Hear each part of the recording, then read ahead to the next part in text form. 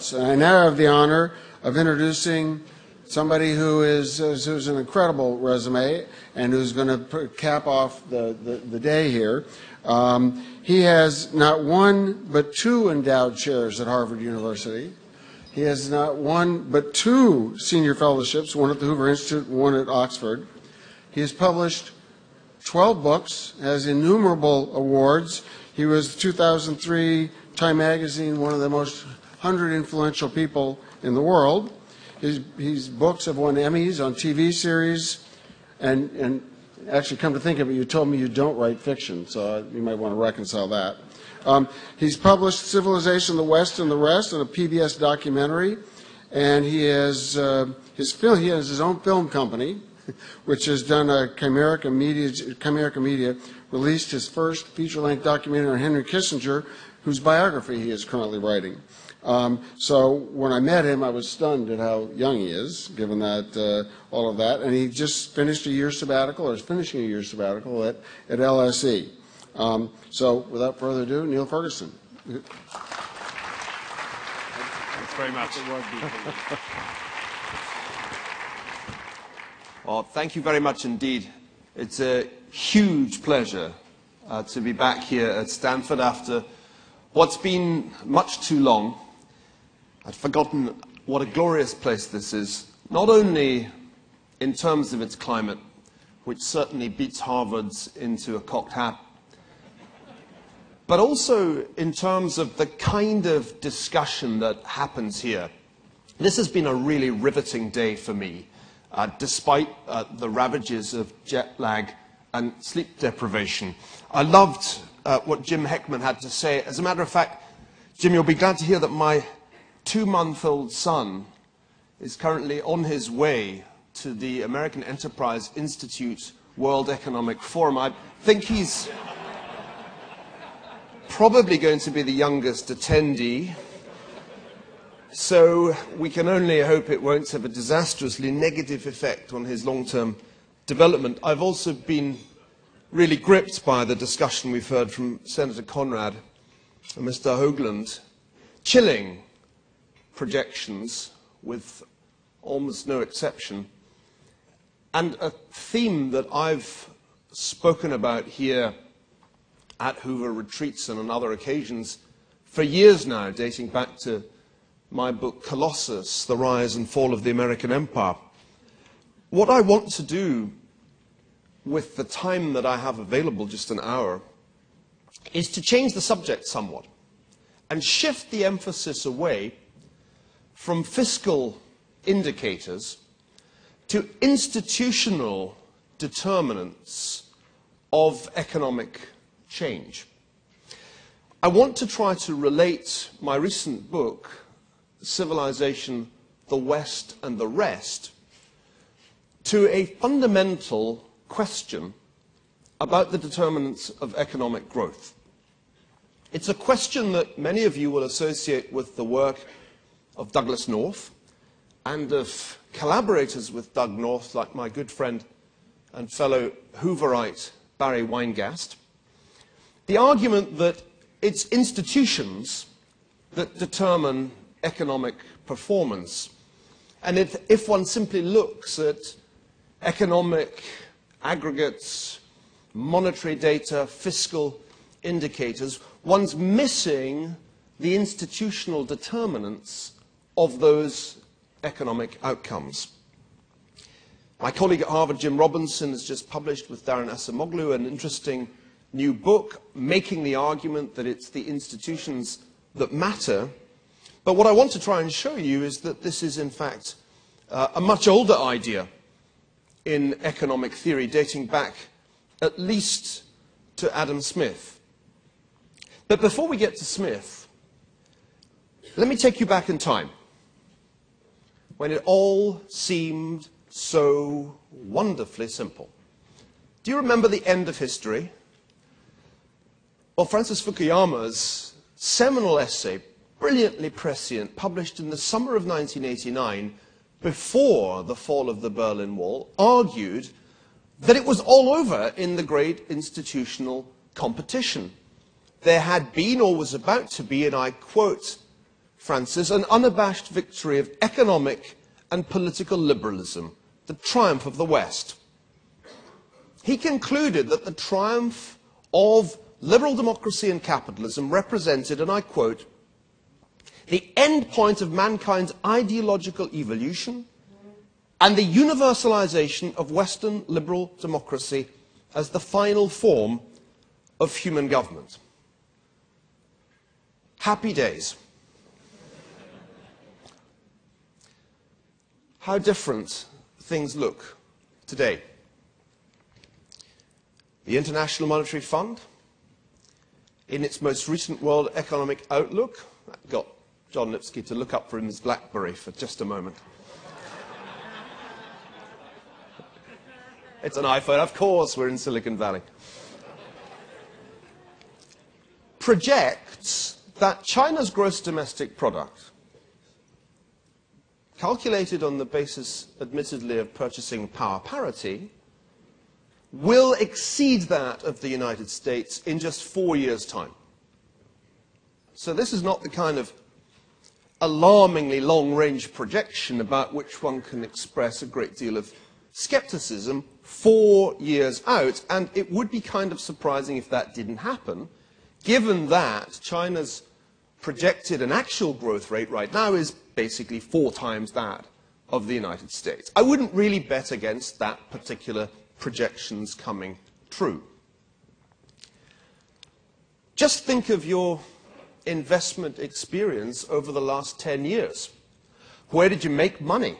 Where did you not make money? If you 10 years ago had taken a bet on emerging markets and a bet against developed markets, you did just great. If you just look at all the national markets the MSCI publishes data for, all the stock markets over a 10-year period, look at their average annual returns, it's the emerging markets that win. Down at the other end, basically zero is the outcome for the United States, and most of the developed European markets, you actually lost. And in the case of some of them, like Greece and Ireland, you lost big time. We've already discussed at some length the fiscal crisis of the United States. But the fiscal crisis of the United States is part of a general fiscal crisis of developed economies. The United States is not the worst offender, though it's rapidly moving into that position, or at least into the position of second or third worst offender.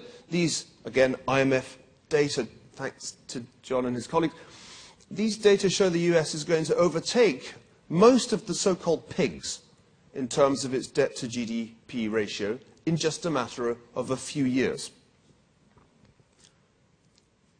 We've seen many slides this afternoon about the US fiscal position.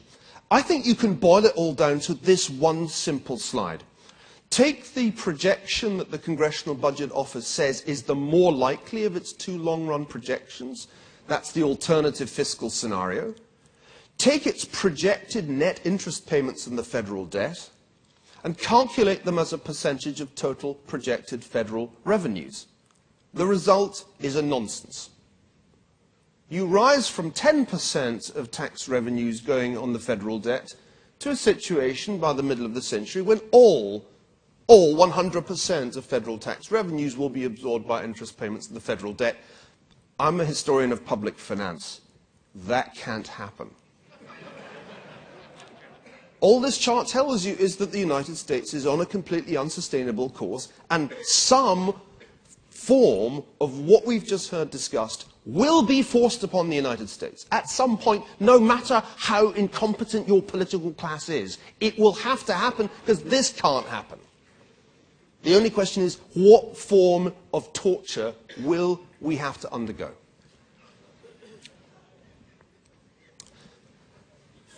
I'll cheer you up in a minute, don't worry. I don't want to give you the idea that it's all about public finance, though. I want us, in fact, to step back and think about other and perhaps more important things, the things ultimately that determine the long-run rate of growth, that determine ultimately the tax revenues, that determine what measure of truth lies in these projections. This is the home of innovation. This is the place where things are designed that are subsequently assembled in China. And so it is conventional here in Silicon Valley to be optimistic, more optimistic than people on the colder East Coast where I live. And yet, there's a sense in which the optimism about America's technological supremacy is misplaced because of a concerted and sustained effort by non-Western countries to innovate and ultimately to out-innovate the United States. I know that patents are not a perfect measure of a country's capacity to innovate, and I should think 50% of you know exactly why. But I do think it's significant that the trend here is for, say, South Korea to overtake all European countries in terms of new patents registered.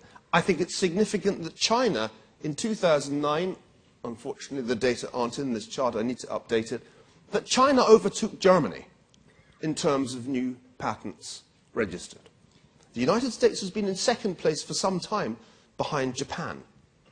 I agree it's not a perfect measure, but it has to be considered that one day, on your smartphone, it will say, designed by Apple in China, assembled in California. And why not? You laugh. Do you think the British didn't laugh when people projected that one day Japan would overtake them? 100 years ago, that would have seemed like a hugely funny idea, and yet it happened. Why shouldn't it? I'll tell you something. Asians work a lot harder than Westerners. Did you know that the average South Korean works 1,000 hours a year more than the average German? 1,000. And that is why when you go on vacation, the Germans are already there.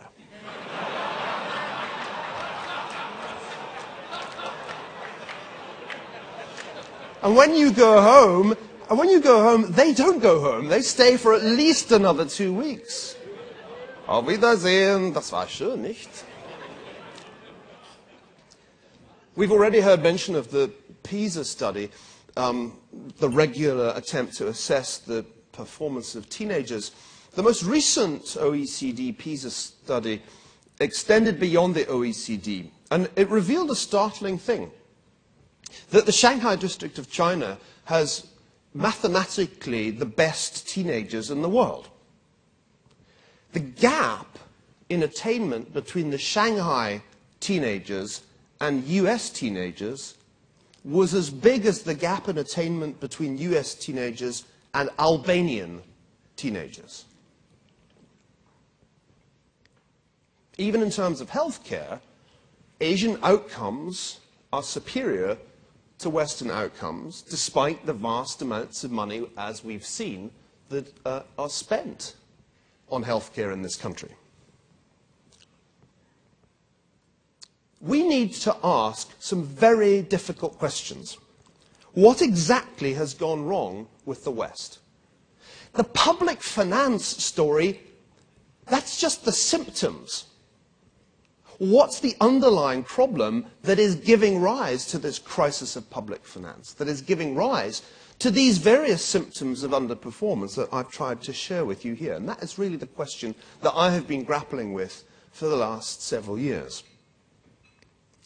One way of answering that question is first to figure out what went right. Why was it that after 1500, consistently, decade after decade, the West did better than the rest? This chart is a brief distillation of what Kenneth Pomerantz famously called the Great Divergence. It shows you two ratios: the ratio of US to Chinese per capita gross domestic product, and the ratio of British to Indian gross domestic product per capita over the period 1500 to 1977. And what you can see is that the story is of a great divergence. From essentially being the same, in fact the Chinese were richer than North Americans, quite a lot richer in 1500, we arrived at a situation in the late 1970s when the average American was at least 20 times richer than the average Chinese, again on a PPP basis. If you do it on a current dollar basis, it's more like 70 times richer. If the average Chinese had to come and live in the US in 1978, he would have been 1/70th as well off as American citizens on average. The West dominated the rest, not only economically, but also in a whole range of other ways. Life expectancy was twice as long in the West than in the rest of the world in the early 20th century. And what's more, the West ruled the rest. This chart shows you a very approximate scale of Western future empires in Europe in 1500. It shows you that they accounted for a relatively small percentage of the world's territory, maybe about 16% of its population, and a bit more of its GDP. By 1913, 11 European countries, plus the United States, controlled empires that extended across 58% of the world's territory and population, and controlled 3/4 of global GDP. We talk about global imbalances. These were the real imbalances, the ultimate imbalance, that a minority of people, maybe a fifth of the world's population, Westerners, ruled the world. And this underestimates the phenomenon because it doesn't include the many parts of the world that Westerners ruled informally, indirectly, without colonization, but just by controlling the public finances. South America, Argentina, Brazil, basically under British financial rule in 1913. China, not a great deal different. You can't blame imperialism. You cannot explain this story in terms of empire. Many people have done so, including leftish professors at institutions like this one, and my own. And they still do it.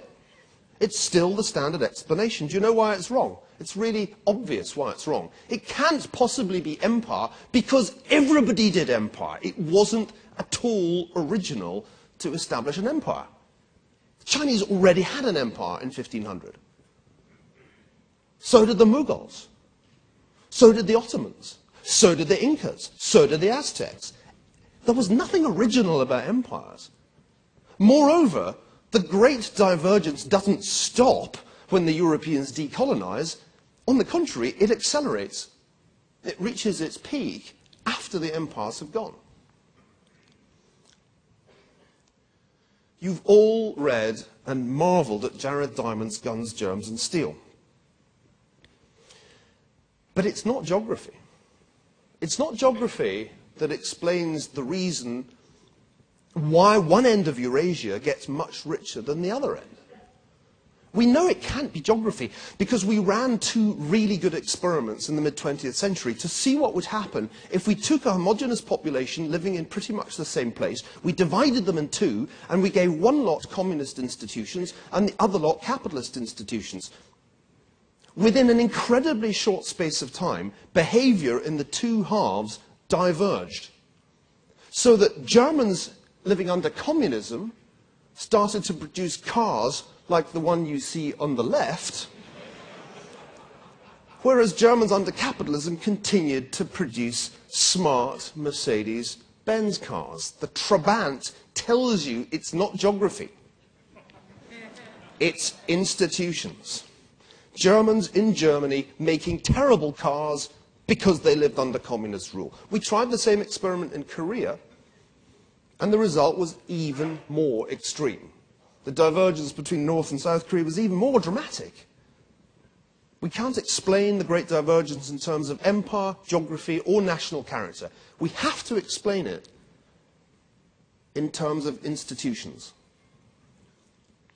And you have to go the next time you're in Edinburgh, the capital of my native land, and pay homage to Adam Smith, because he got it. Long before Douglas North, with all due respect, long before there were Nobel Prizes for economists, Adam Smith understood the point.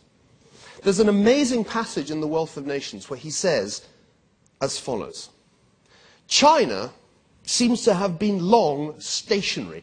And I want you to think about the idea of the stationary state. Keep that idea in your mind.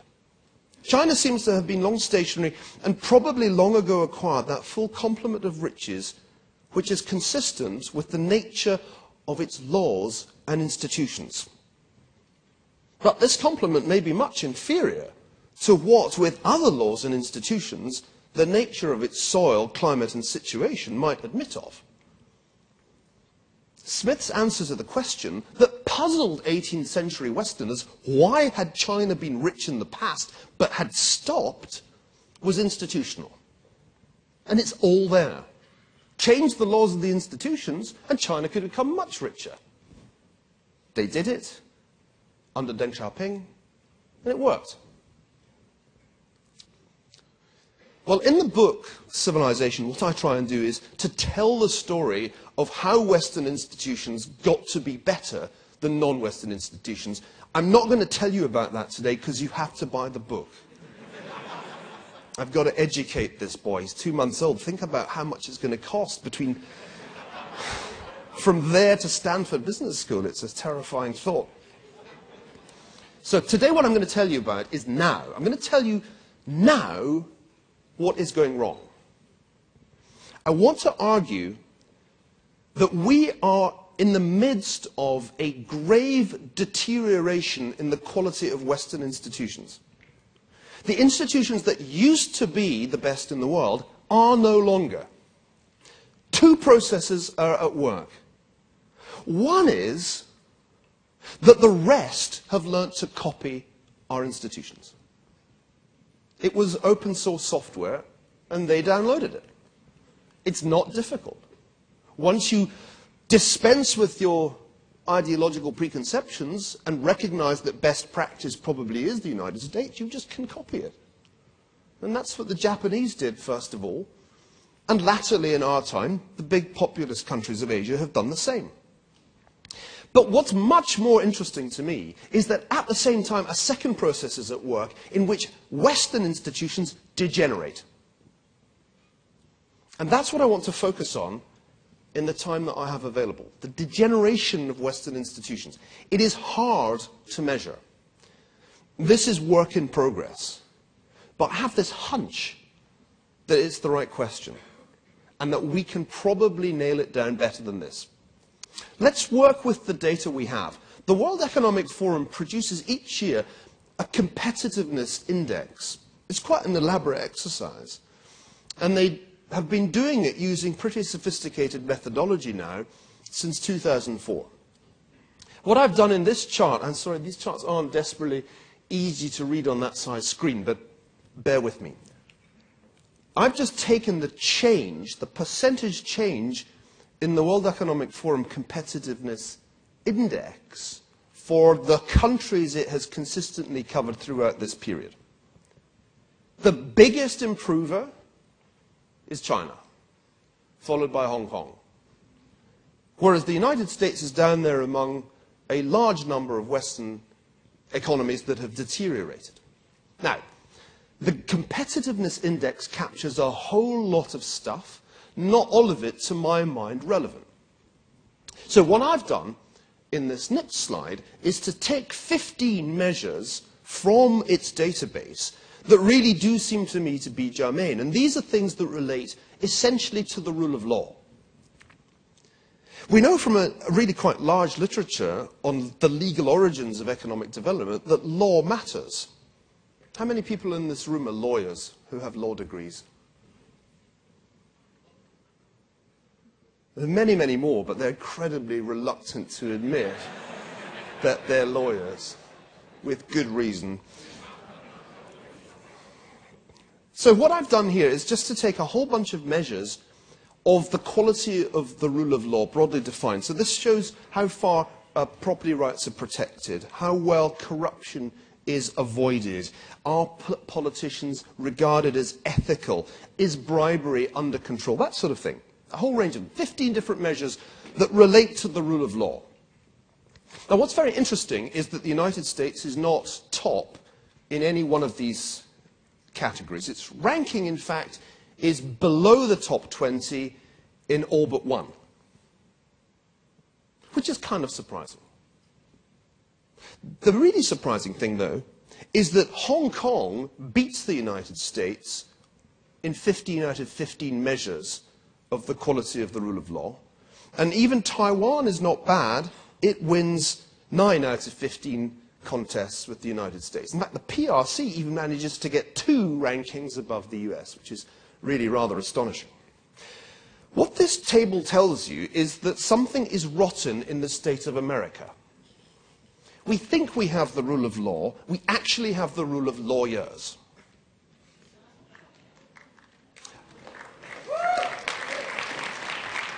What does the rule of lawyers involve? The rule of lawyers involves rent-seeking behavior by a self-perpetuating elite which controls the output of the legislature.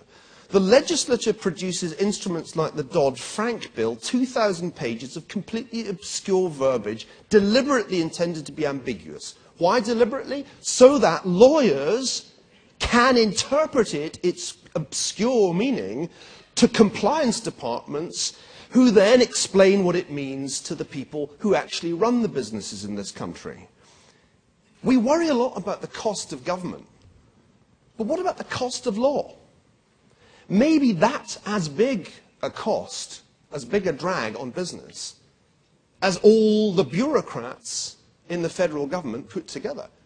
My experience of trying to start a business in this country is that it was harder than in the United Kingdom.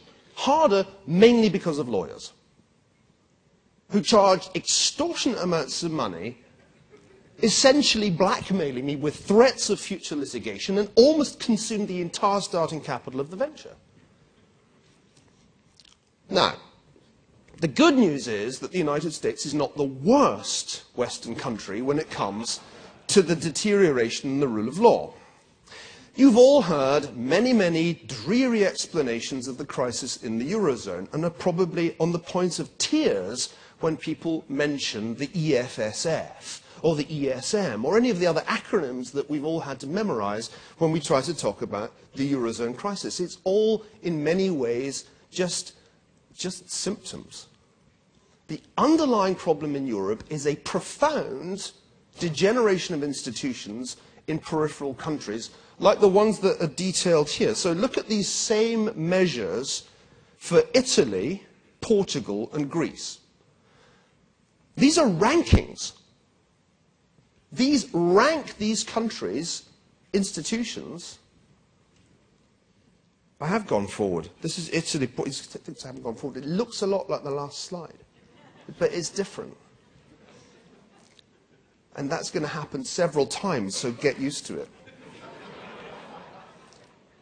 So the scores for Italy, Portugal, and Greece are so bad that if you didn't know these were European countries, you would assume they were Central African countries.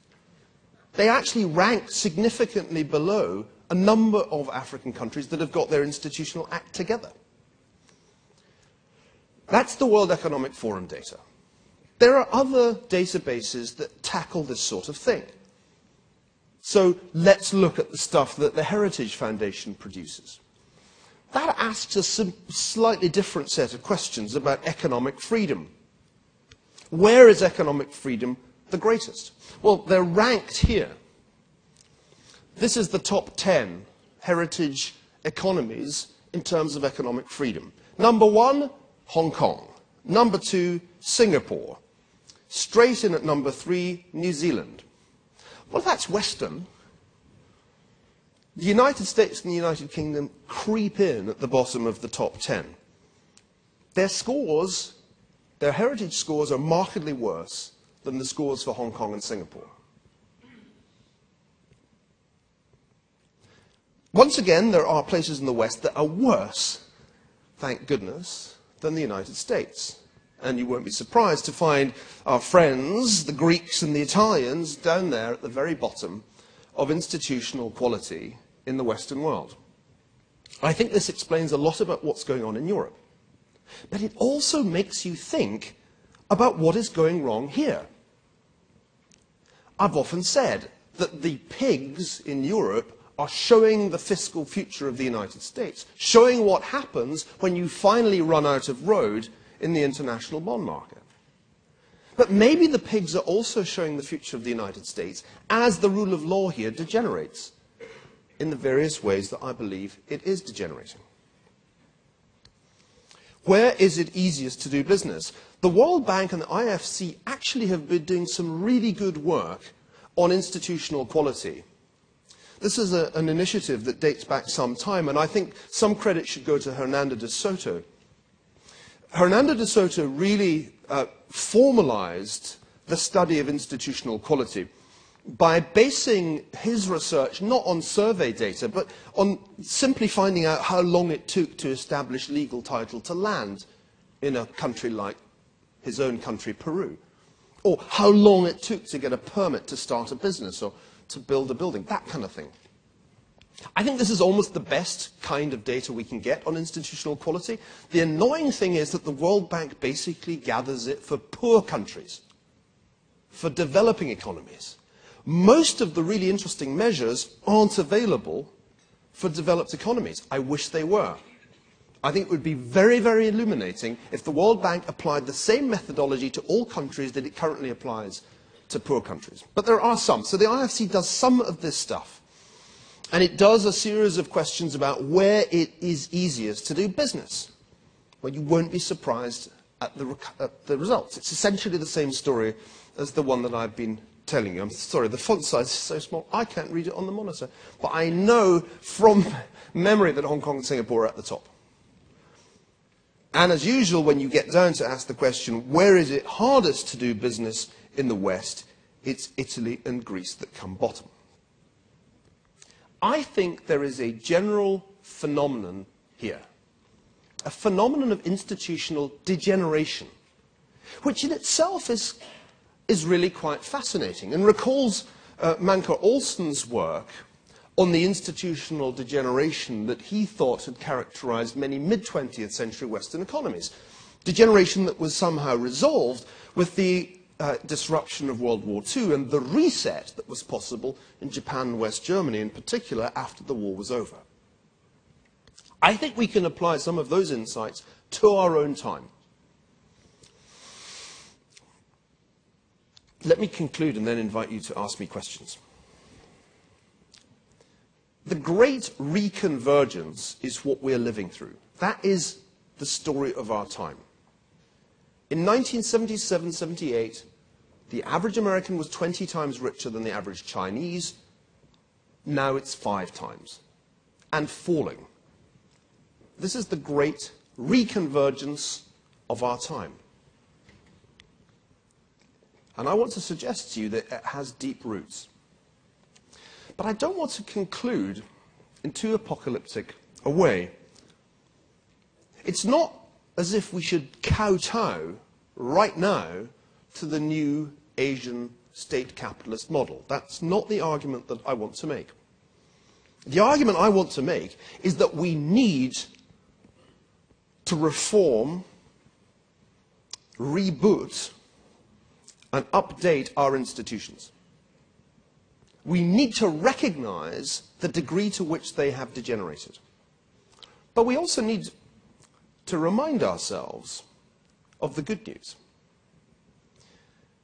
Remember where I started back in 1989?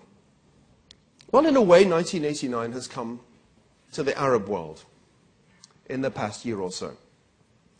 And what's interesting is the extent to which the revolution that we probably misname the Arab Spring has been a revolution about institutions. Yes, I know they end up voting for Islamists, but if you drill down and ask what it is that made people vote for Islamists in Tunisia, in Egypt, the answer is the belief that they were not corrupt. What made people alienated by the post-colonial secular dictatorships of the region? Their completely endemic corruption. That's very obvious from survey data. There's this wonderful piece of graffiti which somebody in the BBC spotted in Libya. It's not often that you see graffiti that says, constitutional rule, elected president, 4-year non-renewable term limits. Somebody out there realizes that institutions matter. And in China too, they matter. It is not at all certain that Hong Kong is China's future. The PRC might turn out to be Hong Kong's future. The big debate, which is raging behind the scenes, unreported in China today, is not about democracy, it's about the rule of law. It's about how far the party should go in creating meaningful property rights in China. The villagers of Wukan had their property rights repeatedly violated. Finally, it drove them to revolt. In a fascinating sequence of events, they won. The local party crooked bosses were got rid of, and elections for new ones were held. So it's not as if I'm telling you there's a wonderful new Chinese model we have to copy. No, no, no, no, no. Our model, the Western model, is the best one. That's what people in the Arab world aspire to. It's what the villagers of Wukan aspire to. The rule of law based on private property rights, justice, transparent, non-corrupt courts, a limit on government that stops the arbitrary confiscation of property. The question is, do we live up to those original institutional standards of Adam Smith's generation, of the generation of the founders of the United States? In 1939, Winston Churchill wrote a brief essay, it was a speech in fact, entitled simply Civilization. It's not his best known quote by any means, but it's very good. Civilization means that violence, the rule of warriors and despotic chiefs, the conditions of camps and warfare, of riot and tyranny, give place to parliaments where laws are made and independent courts of justice in which over long periods those laws are maintained. That, ladies and gentlemen, should still be the goal of our civilization. The question is it? Thank you very much.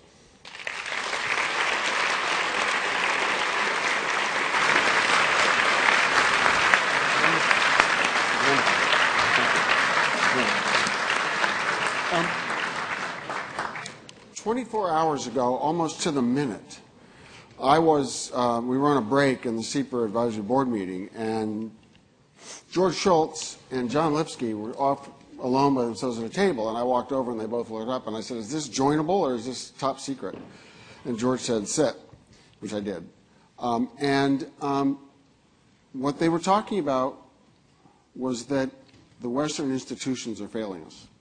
And they were talking about, it was less entertaining than this, but it was the exact same subject and the exact same topic. And George was asking John who out there was going to be able to now rejuvenate these institutions and solve this problem before it was too late. And so I proposed to John Chauvin that somehow by hook or by crook next year we have a panel of those three gentlemen and we reinvigorate this dialogue, see where we are a year from now. Hopefully we are here a year from now, because I read a recent essay by you which essentially parroted Simon and Garfunkel, who had a song. I can't ever remember the name of the song, but basically the lyrics were, endings come so fast, they take so long, but they come so fast. And it was a really insightful song. And the essay that I read from you recently went through how quickly the Russian collapse was, how quickly the Arab Spring was, and basically how quickly the Chinese fall was 1,500 years ago or whatever. And that essay was extremely insightful to me, and you didn't really make that point here. So I don't have a question. I guess my question would be, would you please illuminate us a little bit on that, better than I just did? Sure. Okay. Thanks. I mean, the argument, which is really in the book Civilization, and you probably saw in a foreign affairs essay that I did before the book, is that historical change happens much faster than you think. You shouldn't imagine that history is cyclical or seasonal. You shouldn't have in your head a model of great powers or economies or corporations rising gradually, reaching their zenith, and then gradually declining and aging. That's what we do as individuals. I'm about there in the curve, unfortunately. But it's not what the organizations that we build do. Because the organizations that we build, whether they're political or economic organizations, are in fact complex systems in the strict sense of the term. And what tends to be true of complex systems is that they exist on the edge of chaos, and a really quite small perturbation can cause the apparent equilibrium, it's only apparent, to break down. This is an insight which comes from natural sciences, but from a historian's point of view makes immediate intuitive sense. The great downfalls of history are not gradual. Even the decline and fall of the Roman Empire happened faster than you think. It was all pretty much in 3 decades in the early 5th century AD. That was what killed the Western Roman Empire. You mentioned, Steve, the collapse of the Soviet Union, which should have taught us how quickly an apparently stable system can implode, but we've had even more recent experience of this. Wasn't the financial crisis a classic example of a complex system suddenly going critical? So I think, going back to the projections and Gary Becker's question, the truth is that these projections don't really tell us anything about the future. What they tell us is that at some point, the unsustainable limit will be reached. At some point, the complex system will go into a paroxysm. It will go over the edge. And we need to avoid that happening to the American political system. This country is too important to screw around with its political institutions the way we are. It is too important for us to say to ourselves, well, in 20 or 30 years, we'll have to deal with the problem of Social Security and Medicare. No, we have to deal with it now, right now, because as long as we don't deal with it, we're playing with fire. We're dancing on the volcano. That's really my reason for making this argument. I'm not some odious Brit who's gloating at the decline of the United States. No, I came here to get away from decline.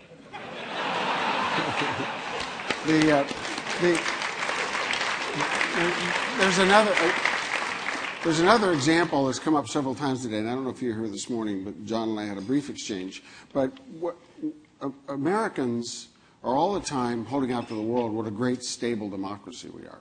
And basically, it got held together in the late 19th century until around the 1820s by the threat from the UK, from Britain. Once that threat went away, it was a mere 30 years later that a congressman was caning a senator in the Senate, as we just heard. And this country in 30 years was almost gone. I mean, it almost was gone in 30 years. If Britain had intervened on the side of the Confederacy, it would have gone. Right. So it's just, this hasn't been... I mean, that's not a frivolous point. It's absolutely clear that in the same way that Germany ended up being divided between a Prussian-dominated Reich and Austria-Hungary, North America could have been divided between a confederacy that would have stabilized and a non-slave based North. I think when we lecture people about American institutions, we have to be humble. We have to remember the contingent things that kept the show on the road and the moments of extreme danger that we passed through. Yeah, absolutely. Okay, the questions rather than our dialogue. In the back here, we need a mic. We can't see who people are, so I apologize if I know you. Hi. Since you wrote a book on World War I, I just wonder if you studied the history of Warren Harding's economic policies following the Near Depression.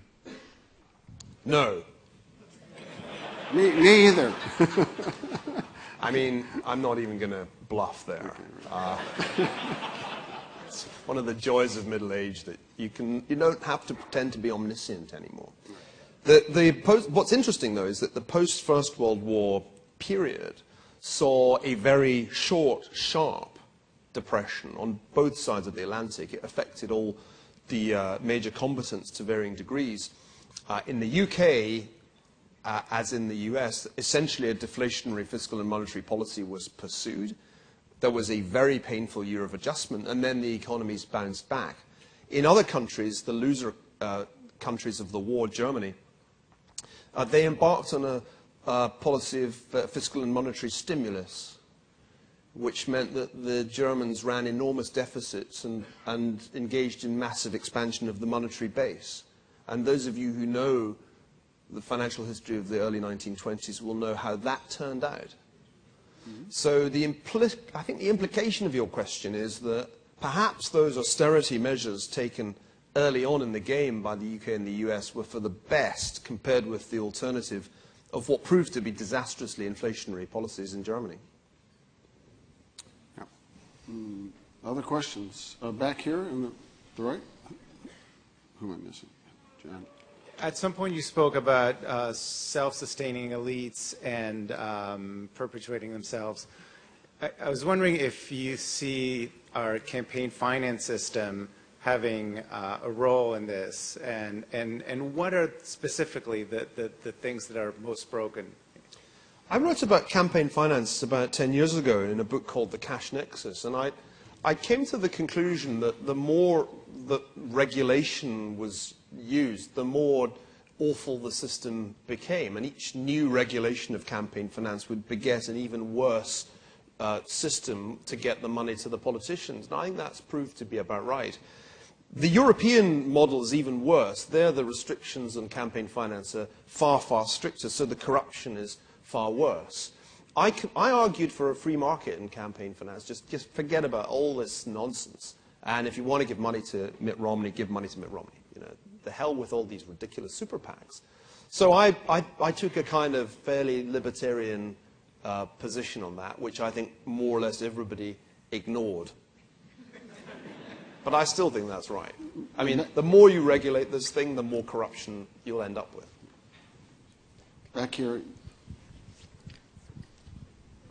Do you see any signs either among the citizenry here in the States or the political establishment that would reverse this kind of decline? I do in one way. Compared with their European counterparts, ordinary Americans have a keener sense of the value of individual freedom. And in a sense, the first principles of the Republic are still there in the collective consciousness. The problem, as was brilliantly demonstrated with the very last slide of the last presentation, is that while they may believe in the principles of small government and individual liberty, they are not prepared to draw the conclusion that their Social Security, their Medicare, and all their other entitlements should be negotiable in any root and branch fiscal reform. And that's the problem. So I would say that the United States is a republic of citizens who've half lost their virtue. They still have some Republican virtue there, but they have half lost it. They have been half corrupted by an increasingly powerful central state. Another way of thinking about this, and again this draws on ideas from my least successful book, The Cash Nexus, is to just ask yourself about the shares of the adult population accounted for by the unemployed, by the recipients of state benefits, and by employees of the government. And relate that share or those shares to the percentage of people paying income tax. And since I wrote the book, the shift has continued inexorably, so that the numbers of people who are recipients of some form of transfer or other from the public purse has gone up, and the share of people paying income tax from earned income in the private sector has gone down. That is the way in which the corrosion of institutions happens. It is a corruption of the individual through his or her income. The more that income comes from the central state, the more easy it is for you to become Europe. It is no accident, ladies and gentlemen, that Italy and Greece are the most degenerate of the Western societies. They've had the institutions for the longest. If you want to see what your future is, look at those corrupt republics. You joke, but you modeled yourself on their precise model of classical democracy. Don't be surprised if 10, 20, 30 years from now, you look more and more like they do today. For those of us who spent part of our professional life on trading floors, there's a very well-known statement, which is the trend is not your friend. And that's essentially what you're saying here. Now, you said 10 or 20 or 30 years, so that gives me hope, because I was worried in reading your essay that it was 10 or 20 or 30 months. I can't guarantee you that much time. There's a really interesting point here about the way history happens. I was in Seoul, Korea on Tuesday debating with George Friedman on the question whether or not China would replace the United States by 2050. That was the motion. I didn't choose it, but we were debating it. And I was arguing yes. And for much of the debate, you could see that the audience really didn't want to go with me. In the initial vote, they, broadly speaking, were with him. But at the end, the final argument I made was just think where you were 38 years ago. Think how much has changed in 38 years. And then say to yourself, can I really rule out that in 38 years China won't have replaced the United States? Won the debate. Because anybody in that room, anybody of our kind of age group who's been living in South Korea at that time has seen such a total transformation of life. Which George Friedman was this? Stratfor? Of Stratfor. Stratfor, yeah. Well, I'm encouraged to hear it's going to take as long as 38 years. But as I said, you can't guarantee that. I know. You keep telling me that. There's a question back here. Speaking about the Asian countries, South Korea is an example. My recollection is that they share a characteristic that is an autocratic government. The South Korean transformation took place under a military dictatorship. Could you reflect on the discussion in the last panel and your focus on institutions where our fundamental institution is a liberal democracy? Where do we go with this? Well, I think one has to be extremely wary of concluding from my analysis that democracy is the problem, therefore what we need to do is to get some suitably talented Oriental autocrat to take over the running of the United States, ideally from Singapore. There are any number of reasons why that would be a bad idea.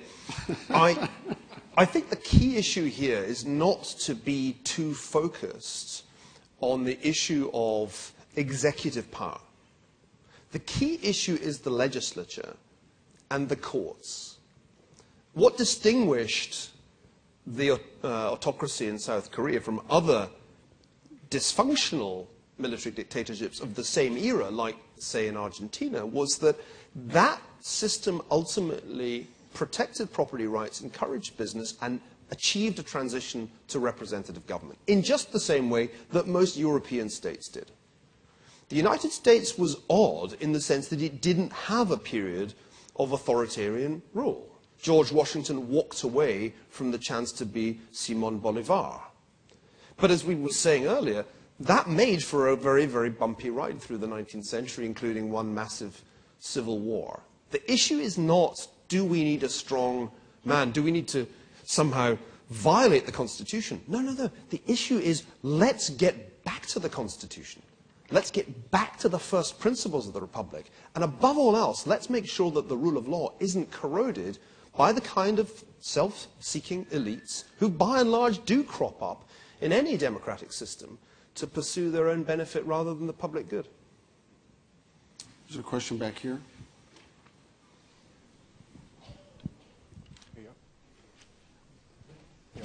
I'm on it, John.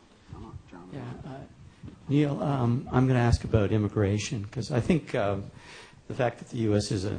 has always been such an open economy and it's been the magnet for immigration, I think that as long as that continues, that's going to be a real counterweight to the problems that you're talking about, because you've got new people coming in, new ideas, people with, you know, a lot of energy, and they want to learn, and those people become part of the political process after a while, and they can change it. Michael, I of course, as a wannabe immigrant to this country, agree. And the only caveat I would add is, one, is US immigration policy as smart as it used to be? Is it as smart as Canada's?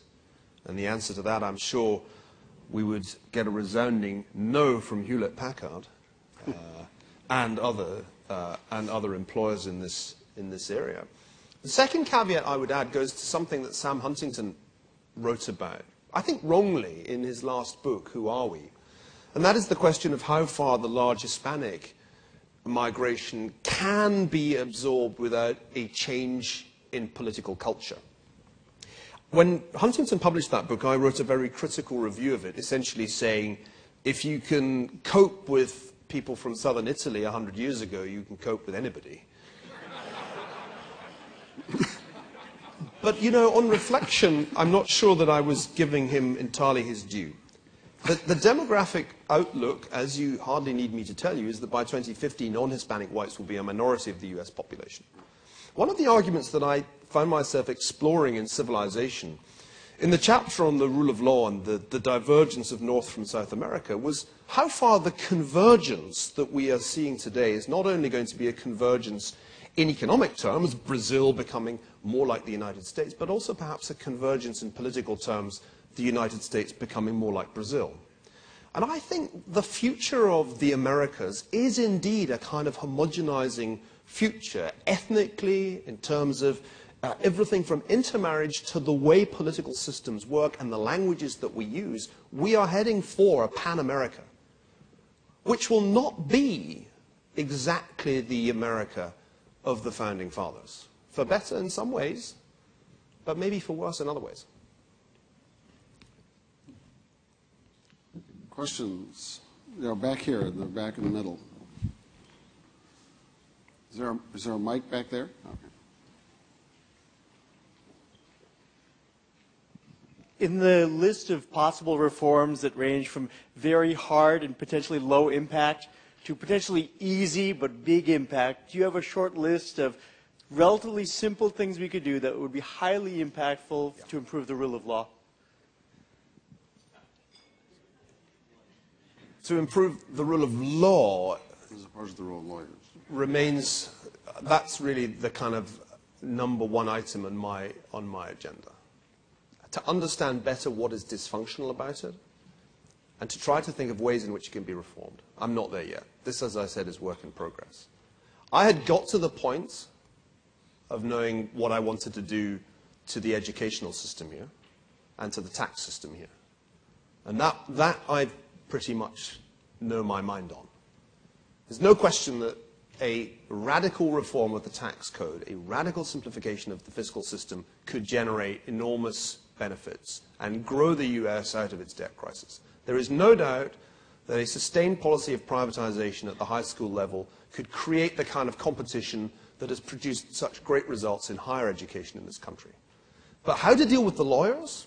Right now, I have no idea. They have me on the run. I know when I go back to Cambridge, there'll be another damn bill from one of these firms. It's terrifying. If anybody has any idea what to do about this rampant rent-seeking behavior by legal partnerships, I would love to know the answer. I think the Shakespeare solution is too extreme. We need lawyers, but we need... So here, let me be absolutely serious about my research agenda. One of the things we do not know much about as economic historians is the cost of law. It's not well studied. And in fact, it's really hard to get good information about such a simple thing as what percentage of GDP is absorbed by the cost of law in all its different forms. So right now I'm at the beginning of a research project on British and American, I should say English and American legal systems, looking back right to the beginning of the 19th century to answer the question, what has changed? And in particular, to address the hypothesis that there has been a deterioration in the efficiency of the rule of law. Justice per dollar. My sense is that the cost of justice has soared in an unreasonable way, and we don't quite know why. We don't even realize it's a problem. So your question is really my question. I might have an answer in a couple of years. Okay, I'm going to end this with uncharacteristically with a plea. Okay, you haven't given me any guarantees, but would you please tell me that, however all this works out over time, that we'll still have rugby and baseball? I can guarantee that, like the Romans, we'll carry on with our sports long after our institutions have become completely and utterly degenerate. Excellent. That's the answer I was looking for.